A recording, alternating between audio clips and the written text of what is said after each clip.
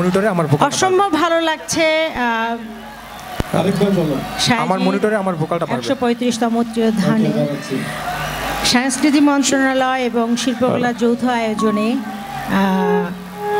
এই আজকের এই সন্ধ্যা, এটা একটা সন্ধ্যা না বলে আমরা অনুষ্ঠানও বলবো না, এটা সাধু সংঘ, একটা বড় সাধু সংঘ হচ্ছে ঢাকায়।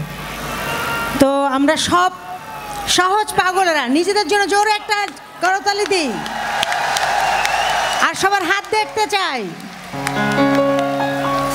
চলো একটু খেপে আসি, কি বলো? একসাথে হবে।